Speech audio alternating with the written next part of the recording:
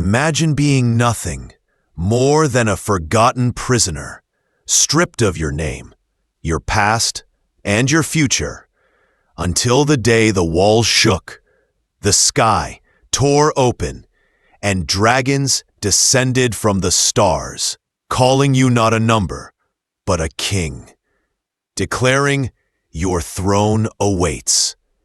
What would you do in that moment, when destiny crashes through chains and demands your choice? If you are new to the channel, then please subscribe to the channel and like the video, and tell us in the comments, where are you watching from? Now, let's jump into the story.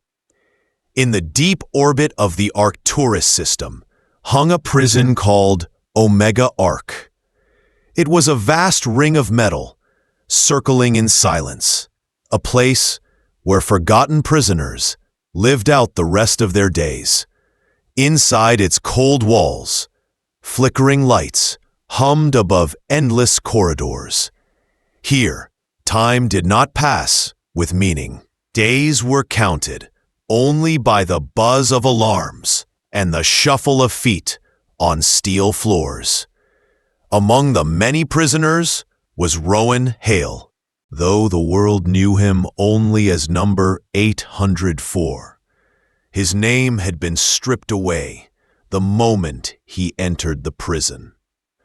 Years of routine had worn it thin, leaving behind a man who lived by schedule and nothing else.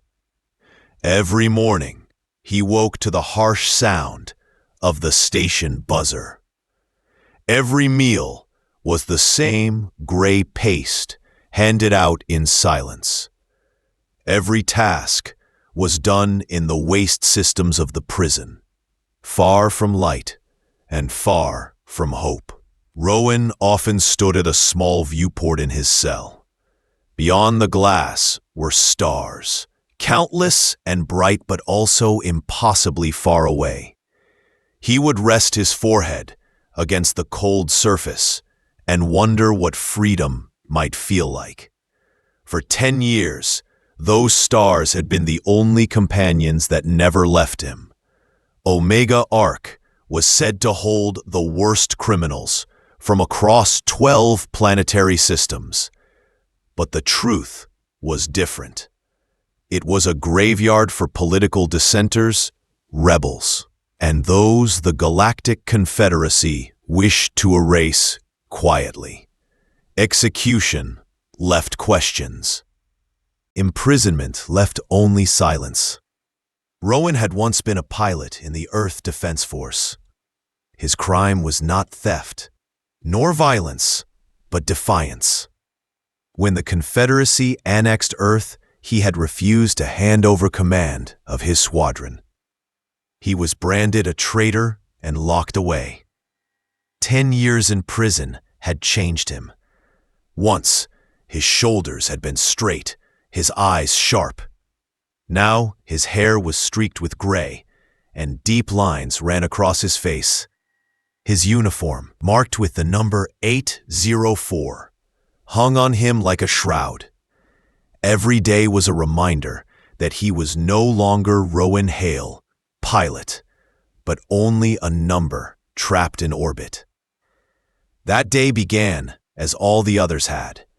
The buzzer sounded. The prisoners filed into the mess hall. Rowan moved without thinking, his body used to the motions.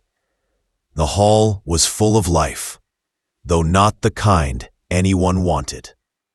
Voices clashed. Games of chance grew loud at one table, while at another, silent monks ate with lowered eyes. The guards, tall reptilian figures with scaled skin, paced the edges with glowing batons resting easily in their hands. Rowan sat alone at the farthest end of a table. He ate his meal without taste, staring at the same wall he had seen for a decade. The paste on his tray had no flavor, no comfort. It was simply fuel to keep his body alive. Then the lights flickered. Once, twice. The sound of the station changed. It was as if the great ring had taken a sudden breath. A moment later, the floor shuddered under their feet. Trays rattled. Prisoners glanced around nervously. Another tremor followed, stronger, making the room feel alive with motion. Alarms split the air, sharp and merciless. Red lights painted every face with panic. Guards shouted orders, driving inmates back toward their cells. But Rowan remained standing, his heart pounding harder than it had in years. He knew the rhythm of the prison well. Nothing like this had ever happened before. The third tremor shattered lights across the ceiling, raining sparks. Chaos filled the mess hall. Prisoners stumbled. Guards drew weapons. Voices rose to a fever pitch. And then the great reinforced doors of the hall burst open with violent force. Steel hinges screamed as the doors were torn inward and flung aside. Smoke rolled into the chamber, thick and dark. Through that smoke walked a figure unlike anything Rowan had ever seen. A dragon stepped forward, scales black as the void of space itself. Its body towered over the crowd, nearly touching the ceiling. Wings folded at its back twitched, revealing membranes alive with colors of a shifting nebula. Its eyes burned like twin stars, searing and impossible to ignore. Behind it came more dragons, each magnificent in their own way. Copper, bright as fire, silver, gleaming like a comet's tail, green, shining like deep forests, and blue, darker than ocean trenches. The hall, once full of shouting, fell into silence. The lead dragon lifted one clawed hand. Instantly, the alarm seemed distant, the noise swallowed by an unnatural calm. The air grew heavy, and all eyes turned toward the creature. Its voice came, not just through the ears, but into the minds of all present. It was deep, resonant, and unshakable. "We seek Rowan Hale," the dragon said, "the hidden heir of House Aurora." Rowan froze. His name, spoken aloud for the first time in years, cut through him like lightning. No one here knew that name. No one called him anything but 804. A guard tried to step forward, the baton raised, voice trembling. "This is Confederacy ground. You have no right to be here." The dragon's glowing eyes regarded him calmly.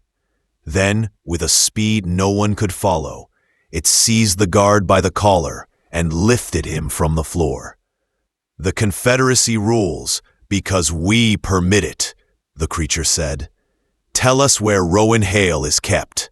The guard, choking, stammered out the truth. "Prisoner 804, Section D." The dragon released him. The guard fell gasping to the floor. Then the burning gaze turned across the hall and found Rowan. "There you are," it said with satisfaction.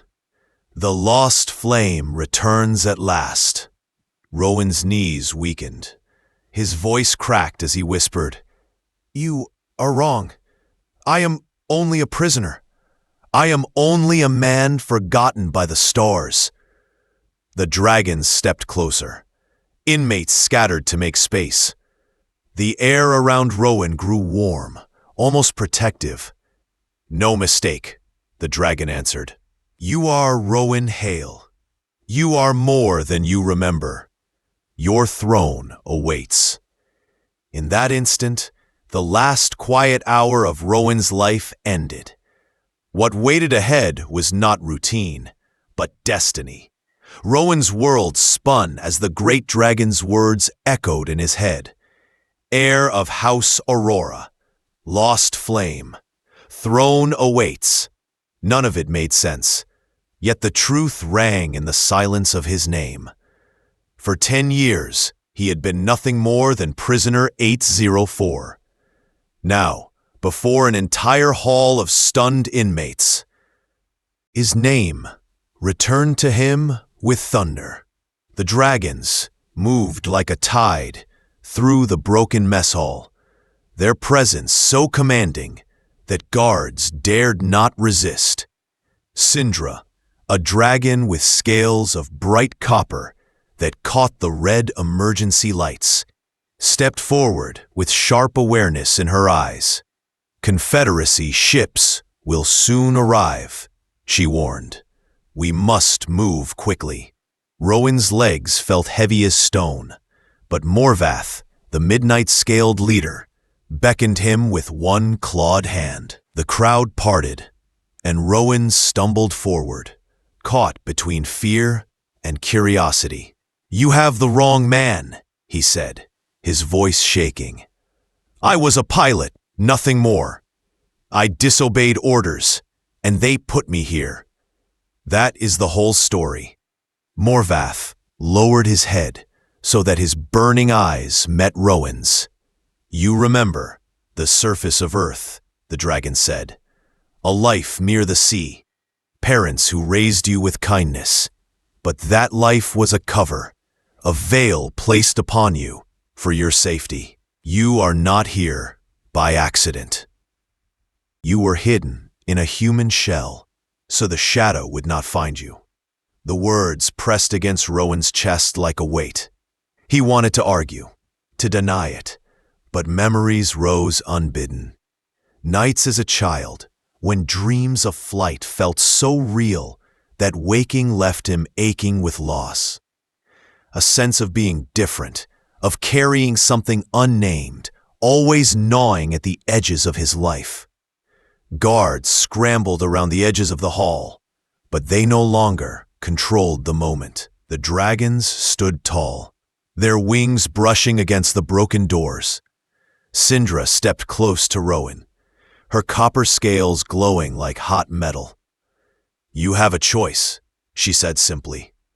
"Remain as 804, chained until the end of your life, or walk with us and claim the truth that belongs to you." The prison shuddered again as another tremor ran through its structure. Rowan looked around him, at the hall he had known for a decade. The faces of prisoners, the bland walls, the endless routine. This was the cage that had held him long after hope had died. He looked back at Morvath. The dragon extended his hand, claws curved but steady, an offer more than a command. Rowan hesitated only a moment before placing his hand into the scaled palm. A rush of heat and light surged through him, not painful, but powerful, as if the ship itself had opened a hidden door inside his body. His knees trembled, and he gasped. Morvath's eyes softened. "You feel it," the dragon said. "The spark has never left you." Alarms blared louder now, signaling incoming danger. The dragons moved quickly, surrounding Rowan as they guided him from the hall. Smoke filled the corridors. The station was alive with panic, but within the circle of guardians, Rowan felt a strange calm. "Why me?" he asked as they moved through twisting halls, their massive forms clearing the path. "Why not someone else? I'm no heir. I'm no ruler." Morvath walked at his side, his deep voice steady. "You are the last of Aurora's line. Your parents gave their lives to hide you. The Confederacy thought they had buried you in chains. But destiny does not die so easily. You are more than a soldier, Rowan Hale. You are the key to uniting the 7 houses and resisting the darkness that rises again." The words echoed in Rowan's mind, frightening yet strangely familiar. It felt less like hearing something new, and more like remembering what he had forgotten. They reached a vast hangar bay. Rowan stopped in his tracks. Before him stood a vessel unlike any ship he had ever seen. Its shape was sleek, grown rather than built, its surface glowing faintly as if alive. Bioluminescent lines pulsed like veins beneath its smooth hull, each beat in rhythm with some greater life force. "What is this?" Rowan whispered. Morvath's gaze lifted to the vessel. "The Aurora's heart," he said. "Your ancestral ship, waiting for you to return. It will answer only to your bloodline." Rowan's heart pounded in his chest. The prison alarms screamed around him, and yet he could hear the quiet hum of the ship calling, like a forgotten melody tugging at his memory. Sindra turned, her copper scales flaring. "Fighters inbound," she warned again. "They will strike soon." Morvath faced Rowan. "You must decide," he said. "Remain a prisoner of the Confederacy or step into your inheritance. One path ends in silence. The other begins in fire and freedom." Rowan looked at the ship, then at the dragons who had risked everything to find him. The prison behind him offered only death in slow motion. Before him waited a vessel that seemed to know his name. His voice trembled, but he spoke the choice aloud. "I will go with you." Morvath bowed his head slightly, a gesture of respect. Then the true story of Rowan Hale begins. The dragons guided him toward the glowing vessel, their wings sweeping aside the smoke and fire. For the first time in 10 years, Rowan felt the chains of his number fall away. He was no longer 804. He was Rowan Hale, and his life was no longer hidden. Rowan followed the dragons across the vast hangar floor, his heart pounding as alarms echoed in the distance. Behind him, the prison still burned with confusion. Ahead of him, a ship unlike any he had ever seen waited in silence. The vessel was alive with light. Its hull was smooth and curved, as if grown rather than built. Faint pulses glowed beneath its surface, traveling in steady rhythm like the beat of a heart. Rowan stopped in awe. The ship did not look like a machine. It looked like a living creature, vast and patient, waiting for him. Morvath, the midnight dragon, lowered his head toward Rowan. "This is the Aurora's heart," he said. "It has slept for centuries, waiting for the one who carries the blood of Aurora. It will not answer to any other." Rowan's throat was dry. He had flown fighters, ... sharp and mechanical, filled with buttons and levers. But this vessel had no engines visible, no weapons on display. It looked like a serpent of starlight curled upon itself. He whispered, "How do you fly something that looks alive?" Morvath's voice was calm. "You do not command it. You listen to it. The ship will bond with you, and your thoughts will guide its flight." The copper-scaled dragon Sindra urged them forward. "Confederacy fighters are on approach. There is no more time. He must bond with the ship now." The dragons guided Rowan toward an opening in the hull. As they approached, the smooth surface of the vessel shifted and parted, forming a doorway. The air that flowed from within was cool and faintly sweet, carrying a scent like rain on stone. Inside, Rowan entered a vast chamber lit by veins of bioluminescent light that brightened and dimmed like steady breathing. At its center rested a single chair, shaped like an open hand. It faced a wide membrane that revealed the stars beyond, like a living viewport. There were no controls, no panels, no switches. Only space and silence. "Sit," Morvath said. "The Aurora's heart will know you." Rowan lowered himself into the chair. It was firm, but it seemed to adjust around him, holding him gently. A warmth spread through his back and into his chest. He closed his eyes for a moment and felt something beneath the noise of his own thoughts. Another rhythm, slower and stronger, pulsing like a second heartbeat. "Listen," Morvath said softly. "The bond begins when you stop doubting and start remembering." Rowan drew in a breath. He let go of the panic of alarms, the shouts of guards, the smoke and chaos behind them. He focused only on the hum beneath his ribs. It grew louder, filling him with strange comfort, as though the ship recognized him. Suddenly the chamber trembled. Outside, Confederacy fighters swarmed into the hangar. Their weapons flared to life. Syndra raised her voice. "They are preparing to fire. If we do not leave now, we will be destroyed." Rowan opened his eyes. The warmth inside him surged like fire through his veins. Without touching anything, without knowing how, he thought of escape. The ship responded instantly. Energy gathered at its bow, glowing brighter with every second. He imagined the hangar doors breaking open. The Aurora's heart obeyed. A white beam of energy exploded outward, slicing the doors apart and scattering the fighters caught in its path. Debris and guards were pulled into the vacuum of space.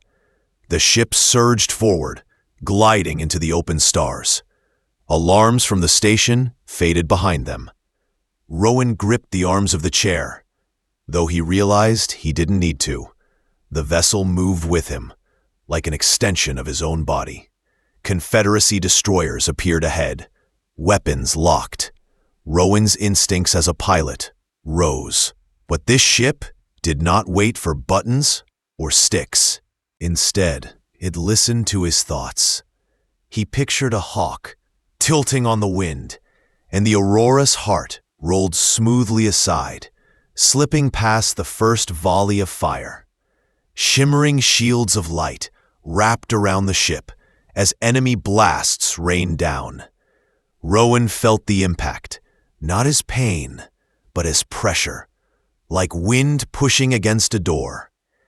He pushed back in his mind, and the shield brightened, scattering the energy away. The guardians inside the chamber held their positions calmly. Syndra watched Rowan with steady eyes.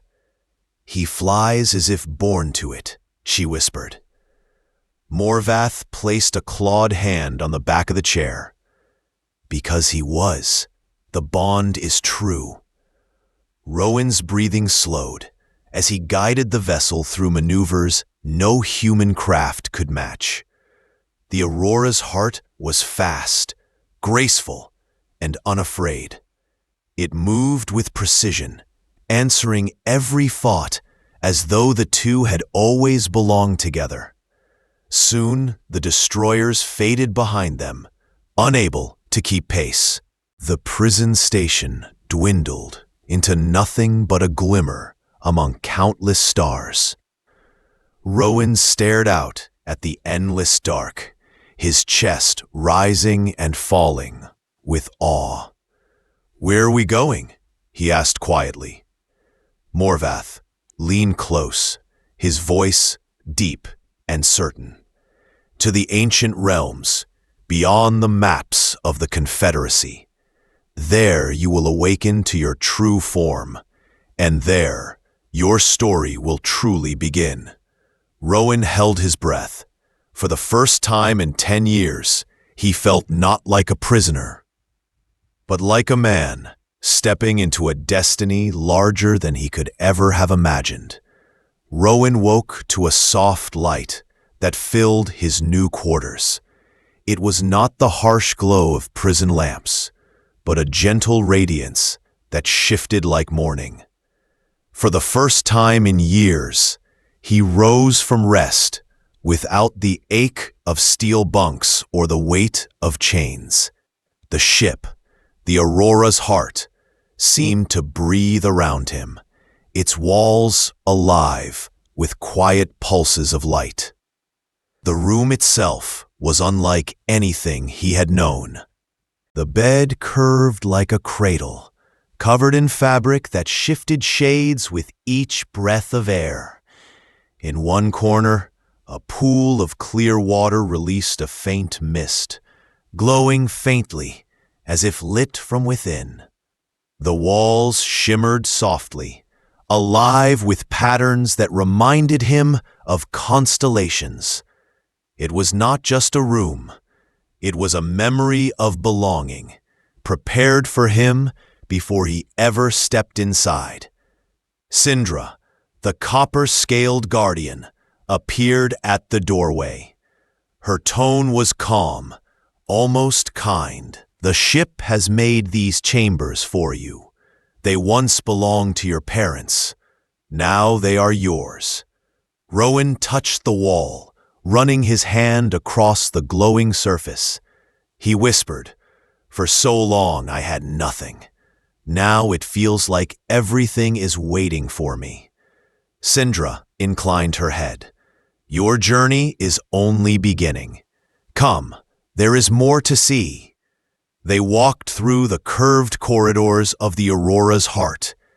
The ship seemed endless, alive with colors that responded to their presence. Bioluminescent panels brightened as they passed, then dimmed behind them like fading footsteps. They reached a chamber where the guardians were gathered. Morvath, the midnight dragon, stood at the center, his wings folded, but his presence towering. "Rowan hail," Morvath said, his deep voice carrying across the chamber. "Your human life has meaning, and those memories will never be taken from you. But there is more. You carry the blood of Aurora, and in the days ahead, you must awaken to your true form." Rowan frowned, his voice low. "And when that happens, what becomes of the man I have been, the pilot, the prisoner, the son of Earth parents? Will he disappear?" Morvath lowered his gaze, and his tone softened. "You do not lose yourself. You grow larger than the walls of your past. You remain Rowan Hale, but you will also become what was hidden within you. Names are not cages. They are bridges." The guardians stepped forward one by one. Velis, the silver-scaled dragon, spoke. "You will lead, not because of crown or command, but because you carry light where darkness gathers." Drevin, the emerald guardian, followed. "Patience and strength will guide you. Hold steady when storms rise, and others will find courage in your calm." Naira, the deep blue dragon, added her voice. "Listen to the currents of silence. The world often whispers its truths before it shouts them." Their words felt less like lessons and more like threads woven into Rowan's heart. He bowed his head, unable to speak for a moment. Later, Morvath guided him back to the command chamber. The Aurora's heart floated through open space, far from the prison and the destroyers that had pursued them. The stars outside the viewport stretched wide, endless and bright. "Sit," Morvath instructed.